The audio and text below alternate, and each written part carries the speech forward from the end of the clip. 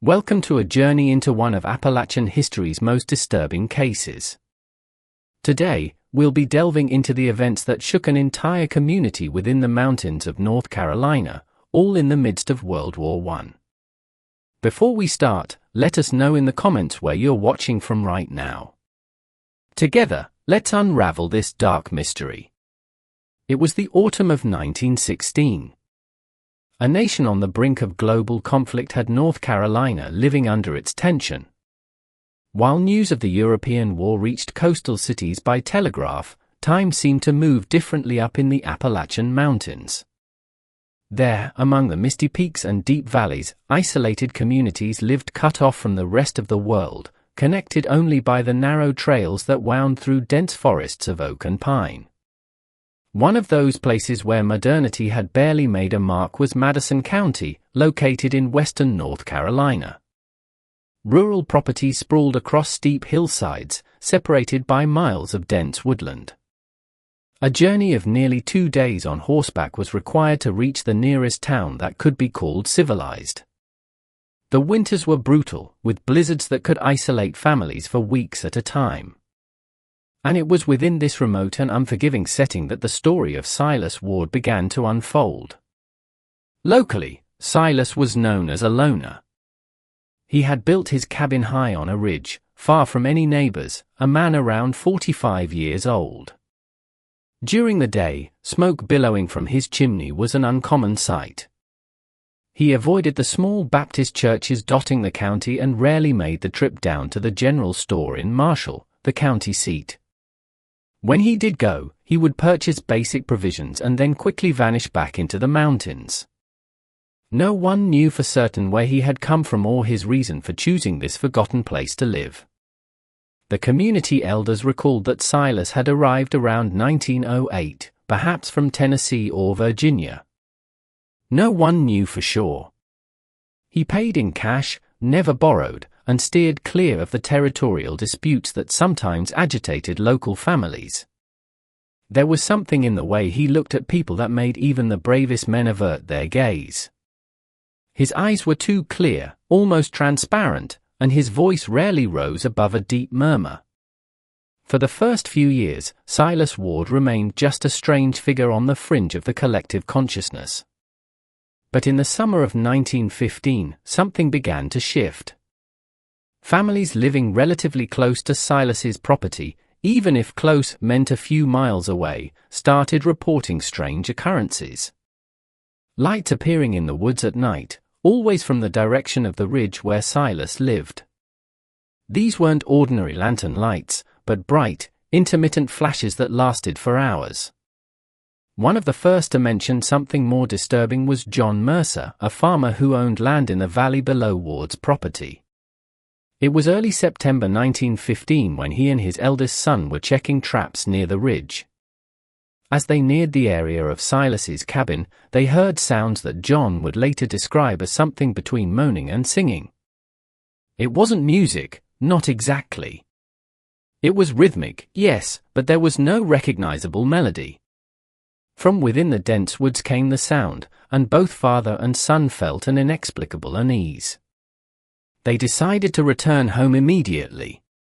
When John mentioned the incident at the warehouse in Marshall a few weeks later, other men admitted to hearing similar things, though no one had gotten close enough to investigate. After all, Silas Ward was on his own property, and in the Appalachian Mountains, an unwritten code demanded respect for a man's land. Besides, times were hard. The rural economy was in decline. Young men were leaving the mountains, seeking work in the textile mills back east, and no one wanted to stir up unnecessary trouble with a neighbor, no matter how strange. The winter of 1915 to 1916 was particularly severe. Heavy snowfall began in November and didn't relent until March. During these months, properties were virtually cut off. It was common for families not to see one another for weeks, sometimes months. When spring finally arrived and the dirt roads began to dry, the first absences were noticed. And it was then that our story truly began to take on its darkest hues. Sarah Holt was 17 years old, the eldest daughter of Thomas Holt, a shepherd who owned a few cattle in the valley. In early April of 1916, Sarah left home at dawn to fetch water from a nearby stream. She knew the path by heart, having walked it hundreds of times. The stream was no more than a few minutes' walk away, but Sarah never came home. When the sun began to set with no sign of her, Thomas gathered neighbors, and they began a search that would last 3 full days. They found absolutely nothing. Not the bucket she was carrying, not a single sign of a struggle, not even tracks to suggest where she might have gone. The community was shaken by Sarah Holt's disappearance. For weeks, groups of men scoured the surrounding forests, explored known caves in the area, and followed every stream and trail they could find. Thomas Holt was devastated. His wife, Martha, could barely get out of bed. Neighbors brought food and offered prayers, but there was no solace for a family that had lost a daughter without even knowing what had happened to her. The Madison County Sheriff, a man named Robert Clay, came to the Holt property personally to conduct what would be the official investigation. Clay was in his 50s and had been sheriff for over a decade. Having grown up there, he knew these mountains like few others. But even with all his experience, the case of Sarah Holt perplexed him. There were no leads. None. It was as if the young woman had simply vanished into thin air. During interviews with neighbors and locals, the name of Silas Ward came up a few times, not because anyone had seen Silas near the disappearance site, but simply because he was the area's stranger, the outsider no one knew anything about. Sheriff Clay decided to pay a visit to Ward's property. The hike to the ridge where Silas lived was a difficult one. The trail was steep and nearly impossible in several places. Clay took 2 deputies with him, burly men accustomed to the mountainous terrain. When they finally reached Silas Ward's cabin, they found the man working in his small garden. Silas greeted them with a cool courtesy. His cabin was modest but well maintained. Beside the building, firewood was stacked with military precision. A few chickens scratched in the yard. Everything appeared remarkably normal. Sheriff Clay explained the reason for his visit and asked if Silas had seen or heard anything unusual in the past few weeks. Silas replied that he had not. He said he rarely left his property and knew nothing about young Holt's disappearance. The deputies requested permission to look inside the cabin. Silas didn't hesitate. He opened the door and invited them in. The interior was Spartan. A simple bed in one corner, a table with 2 chairs, a wood-burning stove, and shelves stocked with basic provisions. Stacked near the bed were a few books, most with worn covers and titles Clay didn't recognize. Nothing there seemed suspicious. Nothing indicated any involvement in Sarah's disappearance. The sheriff thanked him, and the 3 men descended the mountain, but something was bothering Robert Clay. Perhaps it was Silas's excessive calm, or the way his eyes showed no emotion upon hearing about a missing young woman. It was hard to say. May arrived, bringing wildflowers and milder temperatures. Life in the mountains continued, though the Holt family remained mired in mourning. And then it happened again. This time, it was a young man named Daniel Pierce, 21 years old, the son of a family living a few miles north of the Holt property. Daniel had gone hunting one Saturday morning, taking his shotgun and a hunting dog with him. He knew these woods perfectly and was considered one of the best trackers in the region. When night fell and Daniel hadn't returned, a chill ran down the spine of his father, William Pierce. He knew Sarah Holt's story. Everyone did. The search for Daniel Pierce was even more intense than the search for Sarah. Dozens of men gathered from properties scattered across the county. They searched for 5 days. On the 3rd day, they found Daniel's dog wandering alone near a tributary of the French Broad River. The animal was frightened but unharmed. There was no sign of Daniel or his shotgun. It was as if he, too, had simply vanished from the face of the earth. Sheriff Clay visited Silas Ward again. This time, the conversation was more tense. Clay asked directly if Silas owned any firearms. Silas confirmed he had an antique rifle for protection against wildlife. Clay asked to see it. Silas brought out the gun. It was clean but had clearly not been used for years. It wasn't Daniel Pierce's shotgun. Clay asked if Silas had heard gunshots the morning Daniel disappeared. Silas said no, that he had been working on his property all day and hadn't heard anything unusual. Again, there was nothing concrete to incriminate the man, but suspicion was beginning to grow in the sheriff's mind. June brought a humid heat to the Appalachian valleys. News of the two disappearances had spread beyond Madison County. Newspapers in Asheville, the nearest major city, began publishing brief articles about the mysterious cases in the mountains. Some families began keeping their children closer to home. Men started carrying weapons even during the day. A climate of fear and distrust began to take hold in the community. It was in this context that the third disappearance occurred. Emma Caldwell was 32 years old, a teacher at the small school that served the children of local farmers. Emma lived alone in a small house near the school, about a kilometer from the property where she taught. She was respected by all, known for her dedication to her students and her kindness. On the night of June 23, 1916, Emma didn't show up for school in the morning. When some parents went to check on her house, they found the door unlocked and signs that she had started to prepare breakfast. But something had interrupted her. The kettle was still on the stove. There was half-eaten bread on the table, but Emma was gone. This time, the panic was immediate. 3 disappearances in less than 3 months was unprecedented. Sheriff Clay sent telegrams asking state authorities for help. An investigator from Raleigh, North Carolina's capital, was assigned to assist in the investigation. His name was Marcus Webb, a methodical man experienced in complex cases. Webb arrived in Madison County in late June and immediately began reviewing every detail of the 3 disappearances. Marcus Webb was unlike most mountain men. He wore a suit even in the summer heat, carried a leather briefcase full of papers, and had a habit of writing down absolutely everything in a small notebook that never left his pocket. He spent his first days interviewing the victims' families, reconstructing the last known moments of each missing person, and studying detailed maps of the region. Webb was meticulous.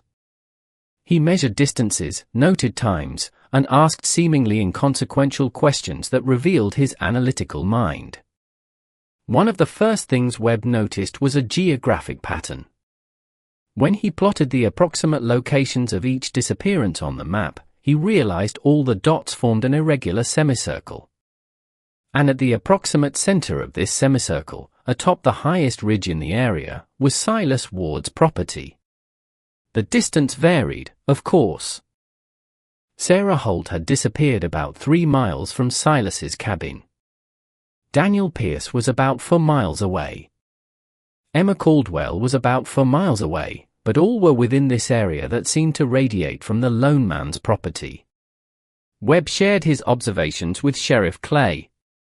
They both agreed they needed to investigate Silas Ward more deeply, but they also knew they needed more than just geographical suspicions. They needed concrete evidence. Webb decided he needed to know more about Silas Ward. Where had he come from? Why had he chosen this remote location? What had he been doing all that time alone on the mountain? These questions began to consume the investigator. Webb began a search for records.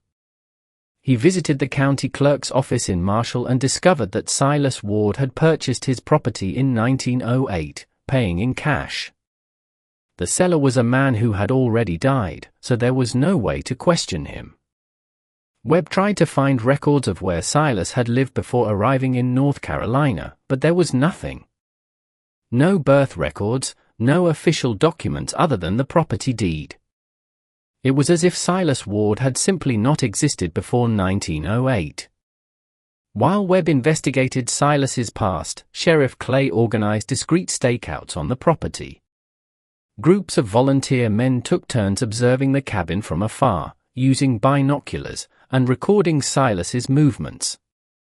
For 2 weeks they saw nothing but normal, everyday activities. Silas tended his garden, fed the chickens, and chopped firewood. Occasionally he went down to the nearby stream to fetch water. At night, the light of a lantern could be seen through the cabin window until late, all terribly ordinary. But there were nights when things changed. On 3 separate occasions during those 2 weeks of surveillance, the observers reported seeing Silas leave his cabin well after midnight, carrying a lantern and heading into the thickest part of the forest behind his property. He would disappear into the trees and be gone for hours. Once, he didn't return until just before dawn. What was he doing there in the darkness of the forest? The men keeping watch considered following him, but the woods were too dense and treacherous at night. Attempts to track him might alert him that he was being watched. Webb was intrigued by these reports. He decided he needed to explore the woods behind Silas's property during the daylight hours when he could see where he was going. In early July of 1916, Webb, accompanied by Sheriff Clay and 3 local men who knew the area well, undertook a careful expedition through the area. They climbed the ridge, past Silas's cabin when they knew he had gone down to Marshall to buy provisions, and entered the dense woods. The forest was dense and ancient. Huge trees blocked much of the sunlight. The ground was covered in a thick layer of dead leaves accumulated over decades, perhaps centuries. A heavy silence lay over the place, broken only by the occasional distant call of a bird. They walked for over an hour, following what appeared to be a barely discernible trail. It was difficult to tell if it was truly a trail or just a natural formation in the terrain. It was then that one of the local men, an experienced hunter named Joseph Martin, noticed strange markings on some trees. They were deliberate carvings made with some kind of sharp tool. The carvings formed symbols no one recognized. They weren't letters from the common alphabet, nor were they numbers. They looked more like primitive drawings or ancient runes. Webb made detailed sketches of each symbol in his notebook. There were at least 12 trees marked this way, all within a relatively small area. Following the trail of marked trees, the group arrived at a small, circular clearing. In the center of the clearing was a rudimentary structure made of stacked stones. It wasn't exactly an altar, but it wasn't a natural formation either. The stones had clearly been placed there by human hands. Around the stone structure, the ground was free of vegetation, as if it were regularly cleared. Webb approached carefully and examined the stones. There were dark stains on some of them. Stains that could have been anything, but they made the investigators' heart race. Webb asked one of the men to go to the nearest town with a doctor and bring back someone who could analyze the stains. While they waited, the group continued exploring the clearing and its surroundings. A few meters from the stone structure, Joseph Martin found something disturbing. They were bones. Not many, and not obviously human at first glance.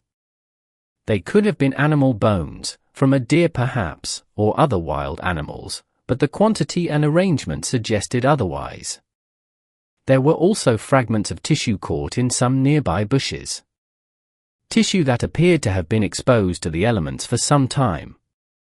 The doctor arrived the next day, a young man named Henry Sutton who had studied at a university in the north and brought with him knowledge of basic forensic analysis. Sutton examined the stains on the stones, and although he couldn't be completely certain without more sophisticated equipment, he declared that the stains were consistent with blood. As for the bones, Sutton needed more time. He carefully collected them and promised to examine them more closely in his office. At that moment, Webb and Clay knew they had found something significant. The question now was how to proceed. Silas Ward hadn't yet been charged with anything. They had no direct evidence linking him to the disappearances, but that clearing in the woods, the symbols on the trees, the blood stains, and the bones all painted a deeply disturbing picture. Webb decided it was time to confront Silas directly, but strategically. He didn't want to alert the man prematurely and risk the destruction of evidence or Silas himself fleeing. Webb's strategy was simple but risky. He would return to Silas Ward's property, this time alone, posing as someone interested in purchasing land in the area. Webb hoped that a more casual approach, without the intimidating presence of the sheriff and his deputies, might lull Silas's guard and reveal something useful. It was a gamble, but Webb was confident in his ability to read people and extract information from seemingly harmless conversations. On the morning of July 9, 1916, Webb hiked up the trail to Silas's cabin. The day was hot and humid, and by the time he reached the top of the ridge, his shirt was soaked with sweat. Silas was outside, sharpening a blade against a wet stone. He looked up as Webb approached, but he didn't seem surprised or alarmed. It was as if unexpected visitors were something he'd already expected. Webb introduced himself using a false name and explained that he was considering moving to the area, that he was looking for a quiet place away from the cities. Silas watched him silently for a long moment before responding. His voice was low, almost a whisper. He said the mountains were indeed peaceful, perhaps too peaceful for some. Webb asked how long Silas had lived there. His answer was vague, something like 8 or 9 years, maybe a little longer. Silas didn't seem particularly interested in long conversations. Webb tried a different approach. He mentioned the recent disappearances, saying he'd heard about them in town, and that it worried him. Was the area really safe? Silas gave a slight shrug. He said mountains had always been dangerous places. People got lost, fell off cliffs, encountered bears or other predators. It had been happening forever. Webb watched Silas's eyes closely as he spoke. There was no emotion there, no trace of concern or empathy. It was like talking to a stone wall. Trying to keep the conversation going, Webb asked about the woods behind the property. He said he'd seen interesting trails and asked if Silas often hunted there. The change in Silas was subtle but noticeable. His eyes narrowed slightly, and he took a second longer to answer. He said yes, he sometimes walked through those woods, but that they were old trails, likely made by animals or the indigenous people who lived there long ago. Webb pressed a little further, mentioning that he'd seen some strange markings on trees. Silas remained still. The silence that followed was thick and uncomfortable. Finally, Silas spoke. He said there were many things in the mountains that outsiders didn't understand. Ancient traditions, ancient knowledge that had been preserved by those who knew where to look. His voice had taken on a different tone, almost reverent. Webb felt a shiver run down his spine. He asked what Silas meant by that. Silas merely shook his head slowly and said there were things that shouldn't be discussed with outsiders. The conversation was clearly over. Webb thanked him for his time and headed back down the mountain, his mind buzzing with what he had just witnessed. Meanwhile, Dr. Sutton had completed his examination of the bones found in the clearing. His results were disturbing. Of the bones collected, at least 3 were definitely human. One was a femur fragment. Another appeared to be part of a rib, and the third was possibly a forearm bone. Sutton couldn't determine with certainty how many different people the bones came from, nor was there any way to establish specific identities without more advanced forensic techniques that simply didn't exist in 1916. The presence of human bones in that isolated clearing was, in itself, sufficient evidence that something terrible had happened there. Sheriff Clay called an urgent meeting with Webb and some local community leaders. The situation was delicate. They had human bones, blood stains, mysterious symbols, and a suspect displaying highly suspicious behavior, but they had no direct evidence linking Silas Ward to the 3 recent disappearances. There were no witnesses, no confession, and no identifiable bodies. In a court of law, even if they managed to arrest Silas, it would be difficult to secure a conviction with the evidence they had. It was decided they needed more. Webb suggested organizing a more extensive search of Silas's property and the surrounding area. Perhaps there were other locations like that clearing. Perhaps there was more evidence hidden somewhere. Sheriff Clay agreed, but knew he would need more men. He began recruiting volunteers, brave men willing to search those dark woods for answers. On July 15th, a group of nearly 30 men gathered in Marshall. They were divided into smaller teams, each responsible for exploring a specific section of the area surrounding Silas Ward's property. The search would be methodical and thorough. Nothing would be left to chance. Silas himself had been informed of the operation. Webb thought it best not to try to hide it. Silas didn't protest, didn't seem concerned. He simply watched the men scatter through the woods with that vacant, unsettling look that had become his trademark. For 3 days, the group searched the area. They found more trees with engraved symbols, forming what appeared to be a complex pattern stretching for several kilometers. They found 2 other, smaller clearings, both with similar structures of stacked stones. In one, there were more bones. In another, they found the remains of an old backpack, so deteriorated by time and the elements that it was impossible to determine who owned it or how long it had been there. One of the groups, led by Joseph Martin, made a discovery that would completely change the course of the investigation. They were exploring a particularly dense area of the forest, following a small stream that cascaded irregularly down the mountainside. At one point, the stream passed through a rock formation that created a sort of shallow cave. Joseph noticed something strange about the cave entrance.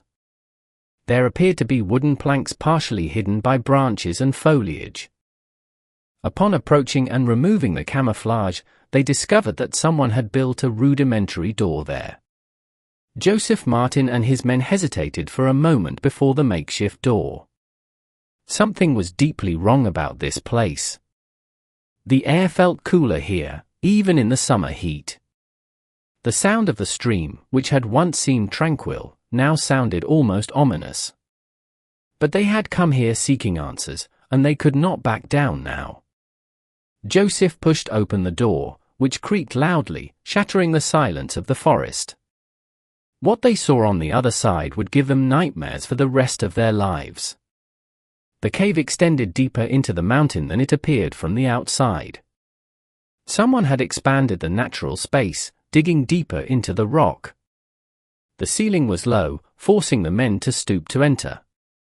Oil lamps were positioned in niches carved into the walls, suggesting the place was visited regularly.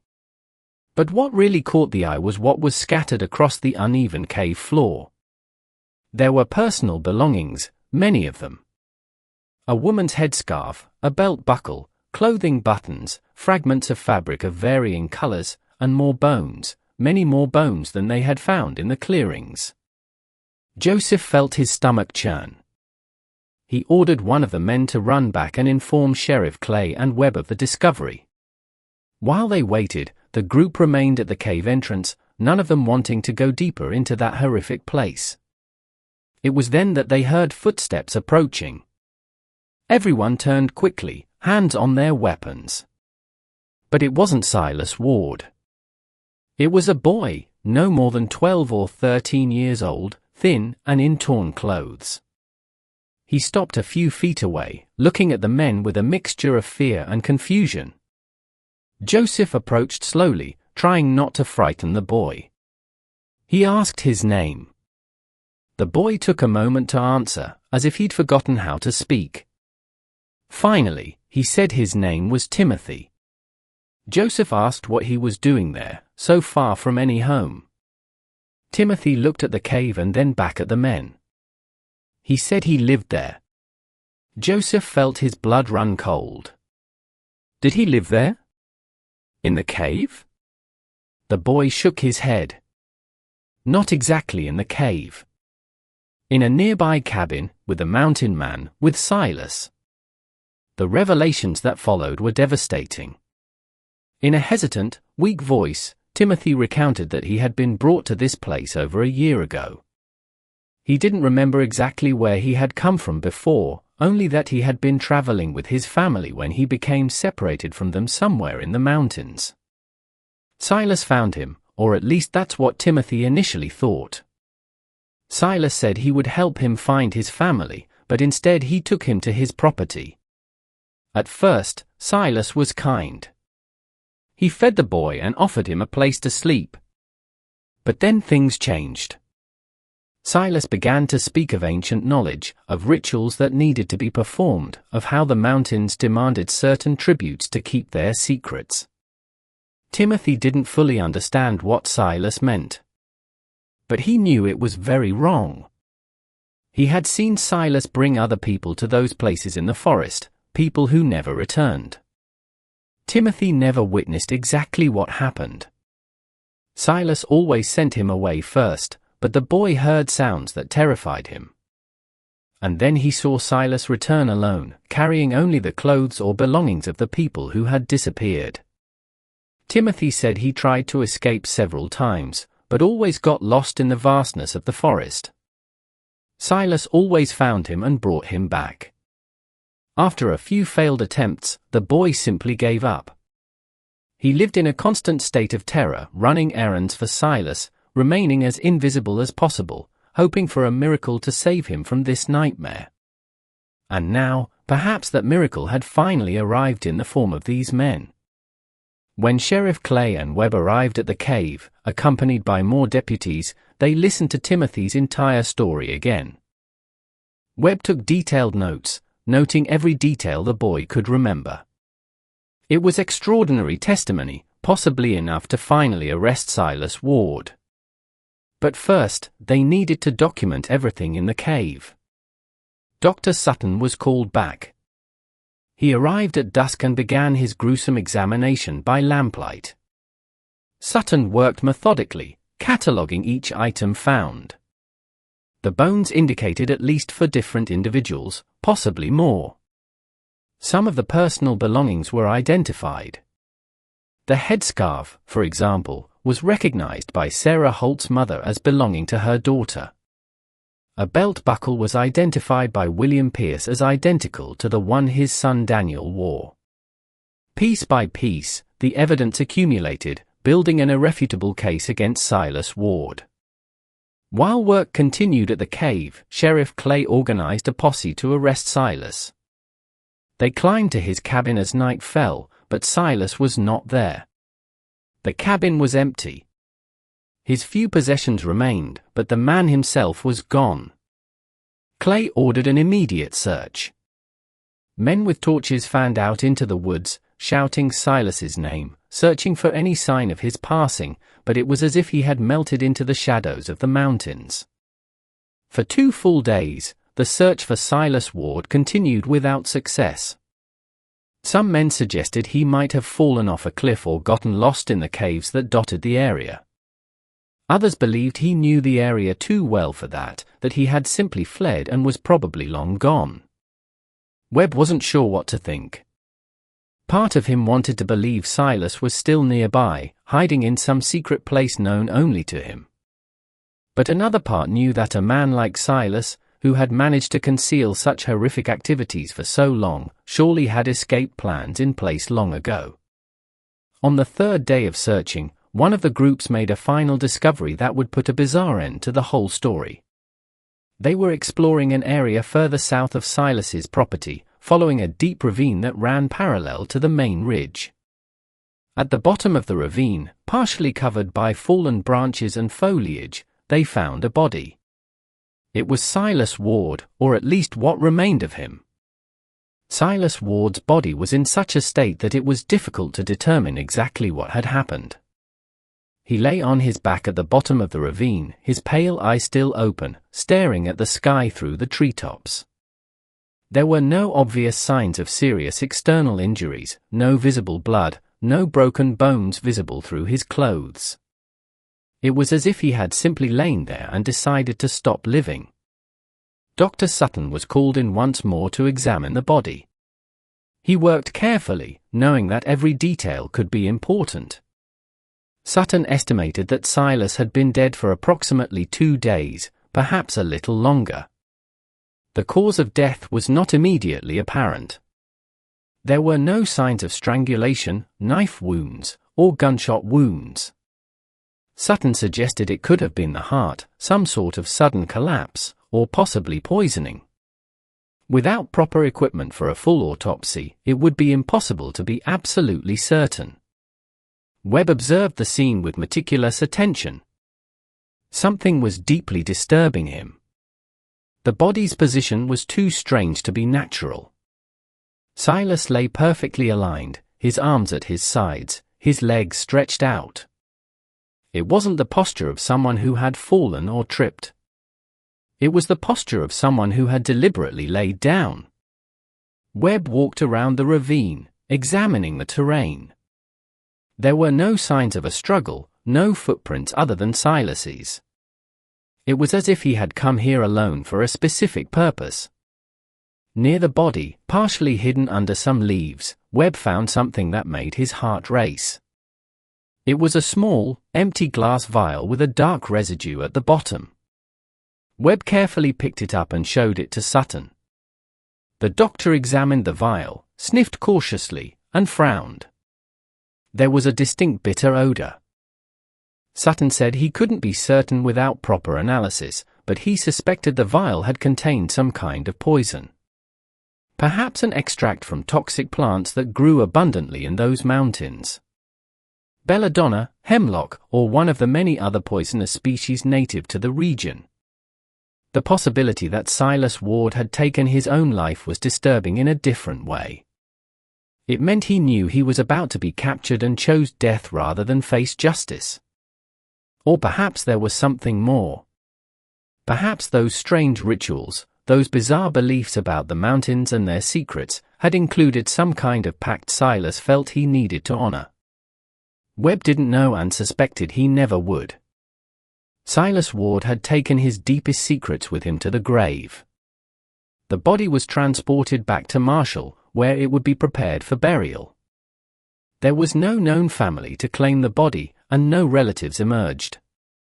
Sheriff Clay decided that Silas would be buried in the county cemetery in a section reserved for the indigent and those without family. There would be no ceremony, no mourning, just a shallow grave and a simple marker. Meanwhile, the work of cataloging and identifying the evidence found in the cave and clearings continued. Webb spent days reviewing each item, trying to reconstruct the chronology of events. It became clear that the 3 recent disappearances of Sarah Holt, Daniel Pierce, and Emma Caldwell were not the first. The bones and belongings found suggested there had been other victims, possibly many more, throughout the years Silas had lived in those mountains. Timothy, the boy who had been held by Silas, was taken to Sheriff Clay's house while attempts were made to locate his family. The boy was traumatized, often waking up screaming during the night, but he gradually began to recover. He provided more details about his experience, though many of his memories were fragmented and confused.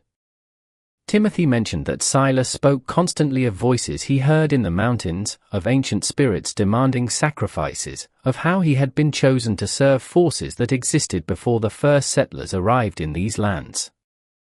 It was difficult to separate reality from delirium. In Silas's words, as reported by Timothy, Webb suspected that Silas Ward suffered from some kind of severe mental illness, possibly exacerbated by prolonged isolation. But that didn't diminish the enormity of his actions. Innocent people had lost their lives. Families had been torn apart, and an entire community had lived under the shadow of fear for months.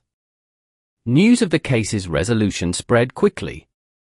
Newspapers across North Carolina published articles about the Appalachian hermit killer and his victims. Some journalists traveled to Madison County to write more in-depth reports. Webb gave few interviews, preferring to let the facts speak for themselves. Sheriff Clay became something of a local hero, though he himself wasn't comfortable with the attention. For the victims' families, there was no real consolation. The Holts were at least able to bury some remains that were identified as Sarah's. The Pierces did the same with what was identified as Daniel's. Emma Caldwell was buried based on a few belongings and bone fragments that were likely hers. But absolute certainty was impossible with the forensic limitations of the time. The families would have to live with the doubt that maybe, just maybe, their conclusions were wrong. Silas Ward's property was officially confiscated by the county. No one wanted to buy it. No one wanted to live in that place stained with such darkness. The cabin was eventually burned by order of Sheriff Clay, who felt that leaving it standing would be like maintaining a macabre memorial. The clearings in the forest were cleared, the stones scattered, and the trees marked with symbols were cut down to warn hunters and travelers to avoid those places. As for the cave, the entrance was sealed with heavy rocks, creating a permanent tomb for the horrors that had occurred there. Webb returned to Raleigh in late August 1916, carrying with him a case that would haunt him for the rest of his career. He wrote a detailed, 230-page report on the investigation, a document that would be filed in state records and occasionally consulted by other investigators for decades to come. In his report, Webb speculated that Silas Ward had been responsible for at least 8 deaths, possibly more. The exact number would never be known. The months following Silas Ward's death brought a strange mixture of relief and unease to Madison County. The immediate fear had passed. Children once again played freely near the woods. Men resumed their hunting without constantly looking over their shoulders. But something lingered in the air, a persistent sense that these mountains held secrets beyond human comprehension. People began to whisper about strange things that had always happened in this region. Stories that had been forgotten or ignored until the events involving Silas brought them back to mind. Old-timers in the community recalled other disappearances over the years, cases that at the time were attributed to accidents or people who simply decided to leave without warning. A man named Ezekiel Porter who disappeared in 1911 while searching for a lost cow. A woman named Ruth Anderson who went out to gather medicinal herbs in 1912 and never returned. A traveling couple who asked for directions in Marshall in 1913 and then simply vanished before reaching the next town. How many of these cases could be connected to Silas Ward? No one could say for sure, but suspicions persisted. Timothy, the boy who had been held by Silas, eventually had his family located. They lived in Tennessee, about 100 miles away. The reunion was emotional but also painful. Timothy's parents had searched for him for over a year, scouring entire counties, making signs, begging for any information. When they finally found him, he was different, thinner, quieter, with a distant look in his eyes that wouldn't fade even when surrounded by his family. The experiences he had endured with Silas Ward had left scars that would likely never fully heal. Before leaving with his family, Timothy asked to speak with Webb one last time. The investigator had already returned to Raleigh, but made a special trip back to Madison County to fulfill the boy's request. They met at the small Marshall Baptist Church, a quiet place where Timothy said he felt safe. The boy had something he needed to tell, something he'd kept to himself because he wasn't sure anyone would believe him. Timothy said that the night before Joseph Martin's men discovered the cave, Silas had acted strangely, even stranger than usual. He had woken Timothy in the middle of the night and asked him to follow him into the forest. The boy, terrified but with no other option, obeyed. Silas led him to one of the clearings, the one with the largest stone structure. There, by the light of a lamp, Silas began speaking as if to someone invisible. He begged for forgiveness, saying he had failed, that he had failed to complete what had been asked of him. Timothy couldn't understand who Silas was talking to, as there was no one else there. But Silas seemed genuinely terrified. His hands were shaking. His face was pale. Then Silas turned to Timothy and said something the boy would never forget. He said the mountains always took their toll. That he had tried to feed the hunger in those lands, but it would never be enough. He said that now that he had been discovered, someone else would eventually take his place because the hunger never ended. Timothy asked Webb if he thought this was true, if there really was something evil in those mountains that had corrupted Silas Ward. Webb didn't know what to say. He was a man of science and reason, but he had also seen things during that investigation that he couldn't fully explain. Webb thanked Timothy for his courage in sharing his story and promised to keep it documented in his private records.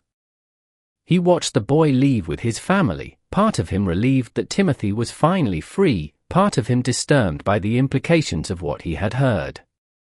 Could Silas Ward not just be a lone killer, but someone influenced by something larger and darker?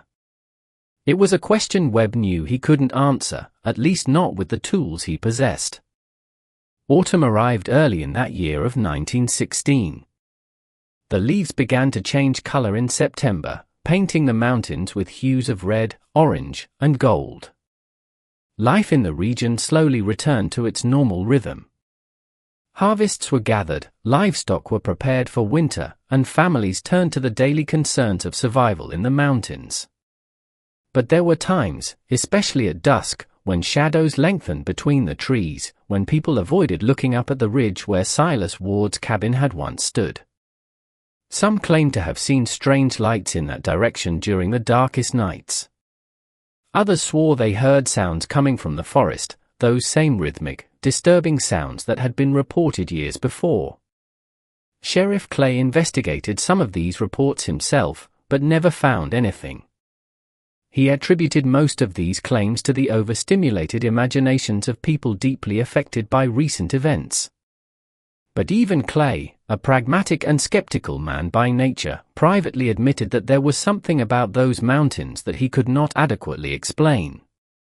In November, a minor incident brought back memories of Silas Ward. A hunter named Lucas Brennan was tracking a wounded deer when he got lost in the woods. He wandered for nearly 2 days before finding his way back. When he finally returned to civilization, he was visibly shaken. Brennan said he had stumbled upon one of the old clearings, the one that must have been cleared months earlier, but the stones were back in place, rearranged in the same formation they had been before, and there were fresh marks on the ground around it, as if someone had recently performed some kind of ceremony there. Sheriff Clay gathered some men and returned to the clearing. Indeed, the stones had been rearranged, but there was no other evidence of recent human presence. No clear footprints, no trail to follow. Clay ordered the stones scattered again, this time carried away and thrown into a deep ravine. He also posted rudimentary signs on surrounding trees, warning that the area was county property and that unauthorized entry would be considered trespassing. But questions persisted. Who had rearranged those stones? Could Silas Ward have had an accomplice who was never discovered? Or were there other people in the mountains who shared his strange beliefs and were trying to continue what he had started? Webb, when he learned of the incident through a letter from Clay, suggested that perhaps it was the work of some morbid curiosity seeker, or even journalist seeking to create further sensationalism. But this explanation didn't completely satisfy either man. The winter of 1916 to 1917 was particularly harsh, mirroring the winter of the previous year when it all began. Heavy snowfalls once again isolated the scattered mountain states. During these months of forced isolation, the stories about Silas Ward took on a different form around firesides. As the storms howled outside, people began to tell increasingly elaborate versions of events, adding details that might not be entirely true, but made the narratives more frightening. Some claimed Silas Ward wasn't actually human, but some kind of evil spirit that had taken human form. Others claimed he had made a pact with demonic forces in exchange for forbidden knowledge. Some swore his eyes glowed in the dark like those of a predatory animal. When Webb eventually heard some of these stories during a visit to the county the following spring, he became concerned. He understood the human need to transform real horrors into myths and legends, but he also feared that the truth would be completely lost in the process. The truth, as Webb understood it, was disturbing enough without embellishment. Silas Ward had been a deeply troubled man who had committed monstrous acts driven by delusions and possibly undiagnosed mental illness. Transforming him into some kind of supernatural monster, while understandable from a psychological standpoint, only served to obscure the real lessons to be learned from the case. Webb gave a few talks at local churches, trying to bring people back to the facts, but he knew he was fighting against a powerful tide of human imagination. In the spring of 1917, the United States finally entered World War I. Young men from across the country, including the mountains of North Carolina, began enlisting or were drafted to serve. The nation's attention turned to the distant battlefields of Europe, and the events in Madison County gradually faded from the headlines. For the people who lived there, however, the memories remained vivid and close. Thomas Holt, Sarah's father, never fully recovered from the loss of his daughter. He continued to work his land and tend his cattle, but something essential in him had been broken. His wife Martha eventually convinced the family to move to a smaller town further east, away from the mountains that now held so many painful memories. They left in May of 1917, selling their property for far less than it was worth. The buyer was a man from Virginia who didn't know the full story of what had happened in the area. William Pierce, Daniel's father, took a different path. He became obsessed with mapping and documenting every trail and clearing in the mountains surrounding his property. He would spend entire days in the woods taking detailed notes, marking trees, creating what he called a safety guide so no one would ever get lost or fall victim to human predators lurking in the shadows. Sheriff Clay initially supported this effort, but gradually realized it had become more of an unhealthy obsession than a useful project. Pierce was essentially trying to control the uncontrollable, to tame the vast wilderness that had taken his son. The family of Emma Caldwell, the missing teacher, established a small fund in her memory to improve education in rural areas of the county. They believed Emma would have appreciated being remembered this way, contributing to something positive rather than just being another victim in a horror story. A new school was eventually built, partially funded by this fund, and named the Emma Caldwell School. It was a simple wooden structure, but it represented hope and a future in a community that had faced so much darkness. Webb continued his career as an investigator, working on numerous cases over the following years, but the Silas Ward case remained special, one he revisited in his thoughts during sleepless nights. He corresponded with Sheriff Clay for many years, exchanging letters on various subjects, but inevitably returning to the events of 1916. In a letter written in 1920, Clay mentioned receiving a curious report from a farmer who lived near Silas's former property. The farmer, whose name Clay did not mention in the letter, claimed to have found a notebook hidden in a hollow tree near where Silas's cabin had stood.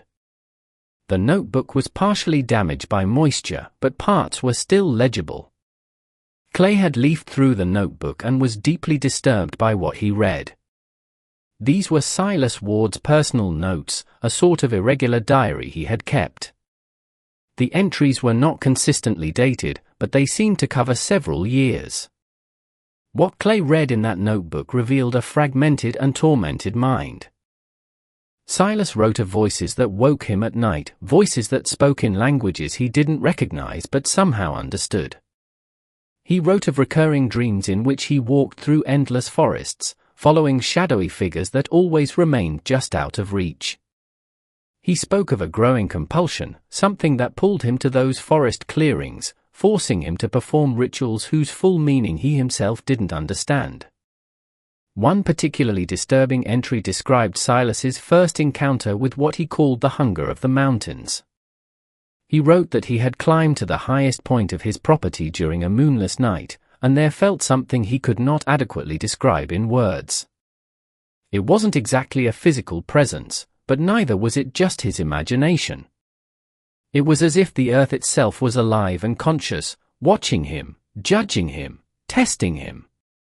Silas wrote that in that moment he understood he had been chosen for some purpose, though what purpose exactly remained unclear. Other entries documented his growing paranoia and isolation.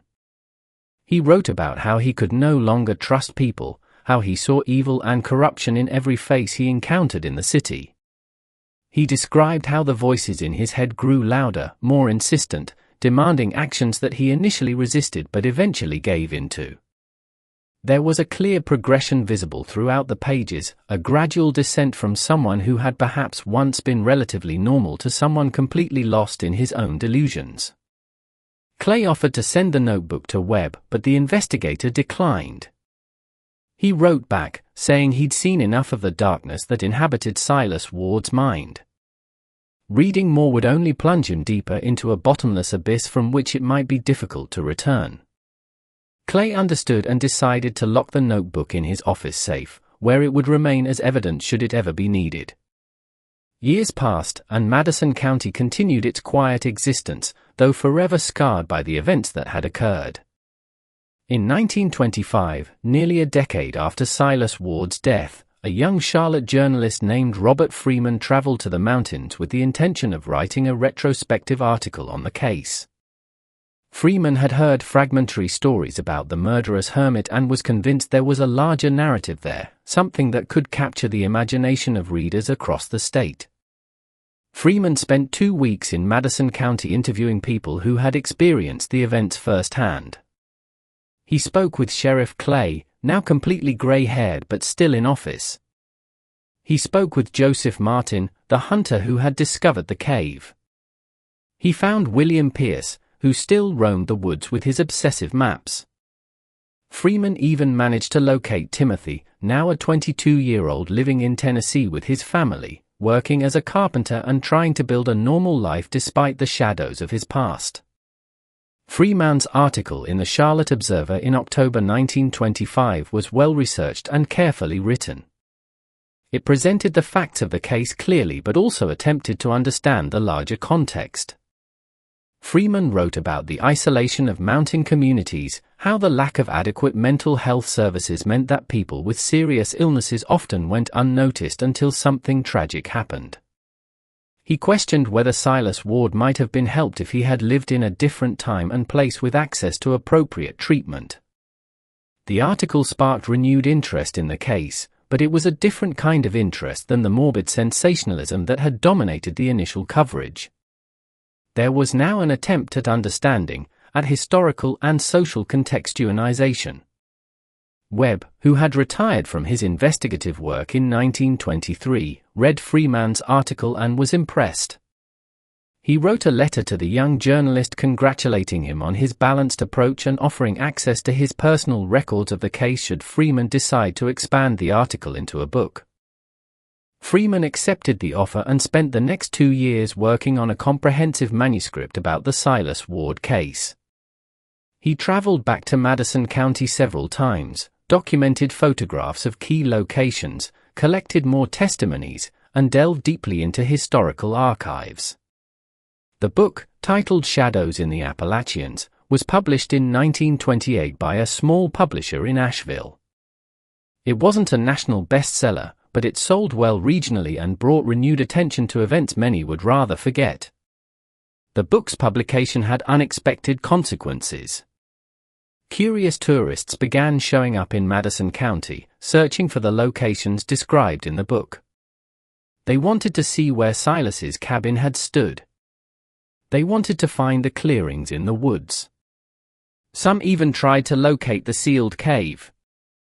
Sheriff Clay, who had supported Freeman's project, now found himself forced to deal with unwanted visitors who disregarded private property and treated the real tragedy of real families as macabre entertainment.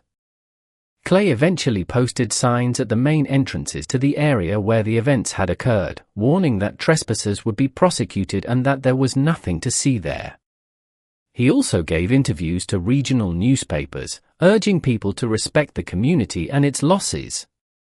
Most visitors dwindled after a few months, though occasional curious people still showed up, determined to explore the settings from Freeman's book.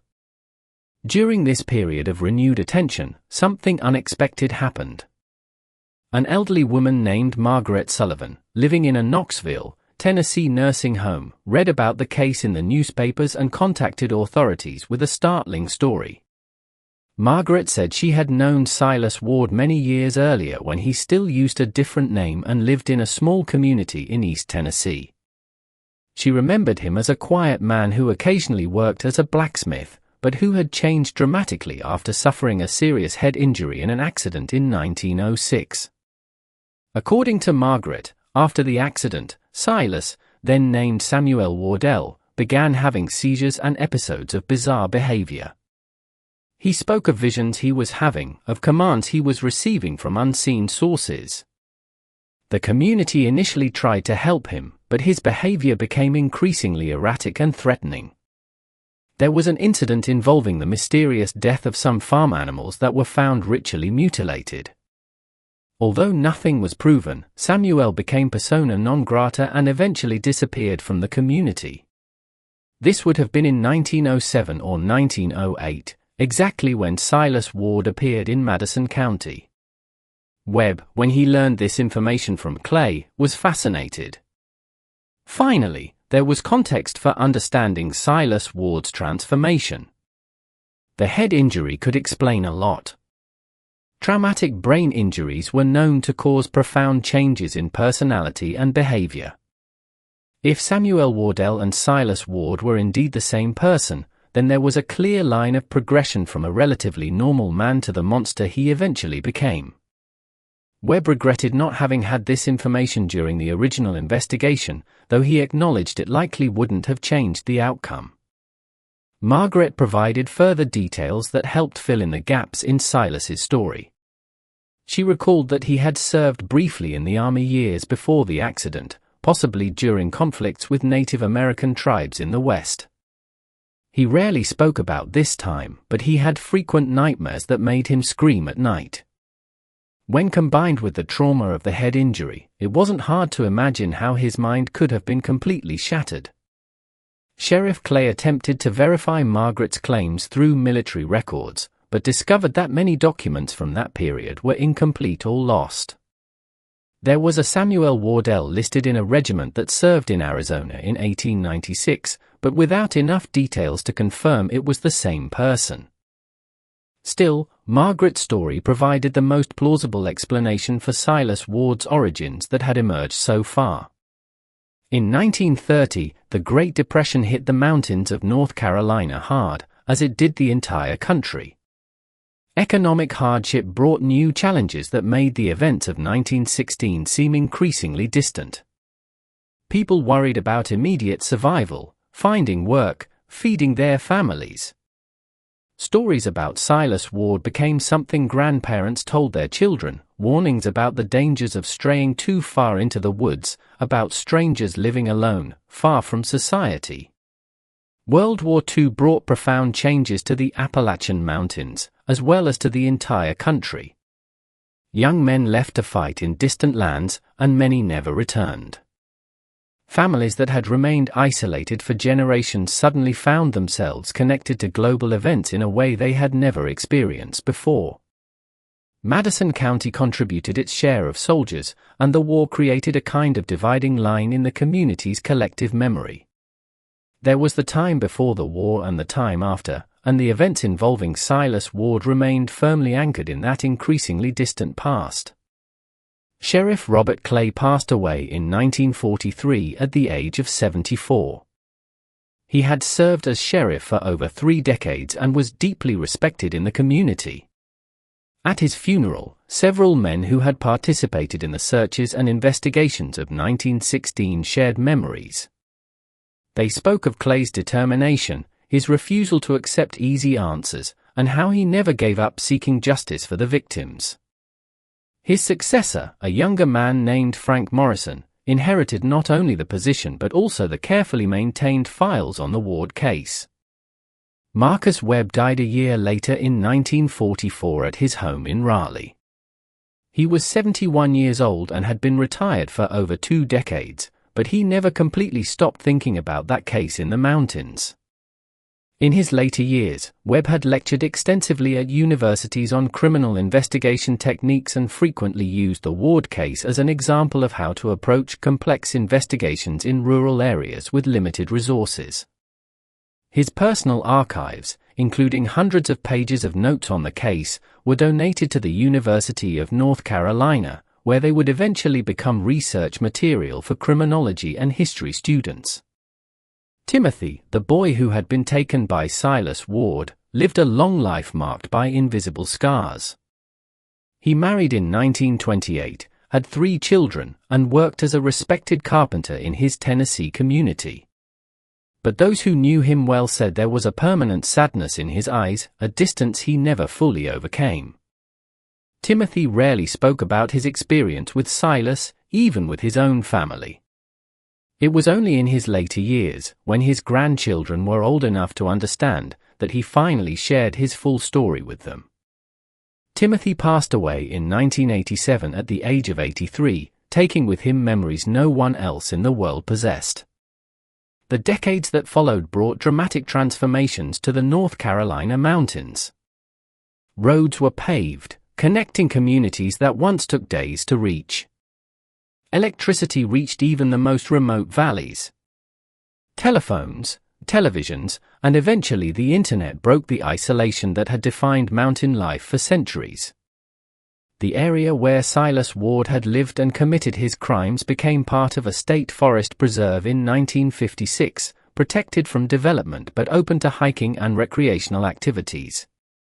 Occasionally, hikers exploring the preserve's more remote trails stumbled upon traces of those ancient events. Rocks that appeared to have been deliberately arranged. Trees with strange markings that had grown and warped over the decades but were still vaguely recognizable. The sealed cave entrance could still be found if one knew where to look, though it was now completely overgrown and nearly invisible. Park rangers occasionally received questions from curious visitors about the stories they had heard, and they maintained standard answers that acknowledged the historical events but discouraged excessive exploration. By the end of the 20th century, the Silas Ward case had become a subject of fascination for historians and true crime researchers. Numerous books were written, each attempting to offer new perspectives or reveal previously unknown details. Some authors attempted to retroactively diagnose Silas with various psychiatric conditions, from schizophrenia to dissociative identity disorder. Others focused on the sociological aspects, examining how extreme isolation and a lack of community support created the conditions for tragedy to occur. Documentaries were produced, podcasts recorded episodes about the case, and websites and online forums inevitably sprang up dedicated to discussing every aspect of the crimes and the investigation. Some of these sources were reliable and well-researched. Others perpetuated myths and sensationalism. The victims' families, those descendants who were still alive, generally preferred not to be involved with these productions. They had moved on with their lives and saw no value in constantly reliving those old pains. In recent years, there has been discussion about creating some kind of memorial to Silas Ward's victims. Proposals have ranged from a simple plaque at the county courthouse to a small memorial garden. But these proposals have consistently met resistance from sections of the community who believe it would be best to let the past rest in peace. To date, no formal memorial has been established, although some descendants of the victims have created their own private tributes. Silas Ward's former homestead, now completely reclaimed by the forest, shows no visible signs that anyone ever lived there. The foundations of the burnt-out cabin have been covered by decades of accumulated leaves and vegetation. Young trees grow where a cleared yard once stood. Nature has reclaimed the space that was briefly dominated by so much human darkness. It's a reminder that eventually, even the most tragic places can be healed, at least superficially. For those studying the case today, Silas Ward represents many different things. For some, he is a classic example of how untreated mental illness can lead to tragic consequences. For others, he illustrates the dangers of extreme social isolation. Some see his case as evidence of the need for strong communities and support systems that don't let anyone fall through the cracks. And there are those who simply see him as an inexplicable monster, proof that some darkness exists that cannot be fully understood or explained. Today, more than a century after the events that shook those silent mountains, the story of Silas Ward remains one of the most disturbing and enigmatic cases in Appalachian criminal history. Madison County is a very different place than it was in 1916. Tourists flock to the region for its natural beauty, scenic trails, and rural charm. Most never hear about the dark events that occurred in those same forests so long ago. But for those who know the history, who delve into the dusty archives of county courthouses, or who speak with local elders whose grandparents lived through those days, there are lessons that echo through the decades. Silas Ward's story reminds us of the fragility of the human mind, of how trauma and isolation can distort reality in unimaginable ways. It also reminds us of the courage of ordinary people, men like Sheriff Clay and Marcus Webb who faced evil even when they lacked all the necessary tools or knowledge. The victims of Silas Ward, Sarah Holt, Daniel Pierce, Emma Caldwell, and those others whose names we may never know for sure, deserve to be remembered not just as statistics in a criminal case, but as real people with lives and dreams that were brutally cut short. Sarah was only 17, with her whole life ahead of her. Daniel was a resourceful young man, a talented tracker who knew these woods better than most. Emma was a dedicated educator, shaping the young minds of her community. Each of them left an unfillable void in their families. The question that has haunted investigators for decades remains partially unanswered to this day. What truly motivated Silas Ward? Was it merely the delusions of a mind broken by physical trauma? Was there a genuine belief in the rituals he performed, however distorted? Or was there something even deeper and more disturbing at work in his psyche? The surviving records, including his fragmented diary and the testimonies of those who interacted with him, offer glimpses, but not complete answers. What we know for sure is that Silas Ward managed to hide his activities for years in those isolated mountains. He exploited the geographic isolation, the cultural reluctance to interfere in others' affairs, and the lack of adequate law enforcement resources. How many more victims were there before the pattern finally became impossible to ignore? Some researchers estimate the true number of deaths may have been as high as 15 or even 20, spread over nearly a decade. We will never know for sure. The investigation that finally brought justice, though imperfect, demonstrated what was possible, even with the limitations of the time. Webb and Clay worked with tireless determination, following every clue, no matter how small, meticulously documenting everything, and refusing to accept easy explanations. They didn't have forensic DNA. They didn't have computers to cross-reference data. They didn't have many of the tools modern investigators consider indispensable. But they did have persistence, intelligence, and a fierce determination to protect their community. Silas Ward's death, apparently by his own hand, denied the victims and their families the kind of closure a public trial could have provided. There was no full confession, no explanation before a court, no formal sentence, just a body found in a ravine and questions that would never be fully answered. For some, this made the case even more haunting. For others, Silas's death was justice enough, a final acknowledgement that even he knew there was no escape from what he had done. The Appalachian Mountains continue to hold their secrets.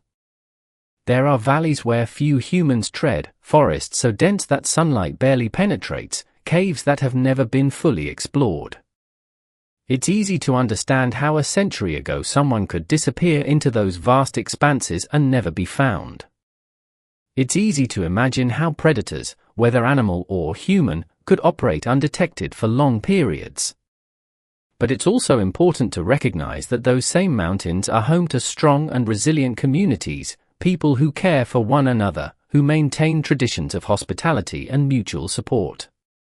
Silas Ward's case was an aberration, a dark stain on a landscape usually characterized by beauty and human kindness. We must not allow the actions of a single disturbed individual to define an entire region or its people. For those who visit Madison County today, whether hiking the forest preserves trails or simply taking in the stunning views of the mist-shrouded peaks, there's little to suggest the dark drama that unfolded there so long ago. And perhaps that's as it should be. Life goes on. New generations grow up unburdened by those ancient memories, and the land slowly heals its wounds. But it's important that we don't completely forget. Stories like Silas Ward serve as reminders of why mental health systems are crucial, why we need to pay attention to signs of distress in our neighbors, why isolation can be dangerous for both the individual and those around them. They remind us of the importance of vigilant yet compassionate communities that balance respect for privacy with responsibility for collective well-being. As the sun sets over the North Carolina mountains today, casting long shadows across the valleys, it's easy to feel the weight of history. Every ridge, every forest, every meandering stream carries stories of generations who lived, loved, suffered, and persevered in that rugged land. Silas Ward's story is just one among thousands, but it's one that resonates in a particular way, one that forces us to confront uncomfortable questions about human nature, society, and the limits of our ability to understand evil. Welcome to the end of this journey through one of the darkest chapters in Appalachian history. If this story touched you in any way, if it made you reflect on the complexities of the human mind or the importance of strong communities, then it has served its purpose. These stories are not told for morbid entertainment, but to honor the victims, recognize those who sought justice, and ensure that the lessons learned are not forgotten with the passage of time. If you enjoyed this in-depth investigation into a case that shook a community over a century ago, consider subscribing to our channel for more stories that explore the mysteries and tragedies hidden in the folds of American history. Leave a comment letting us know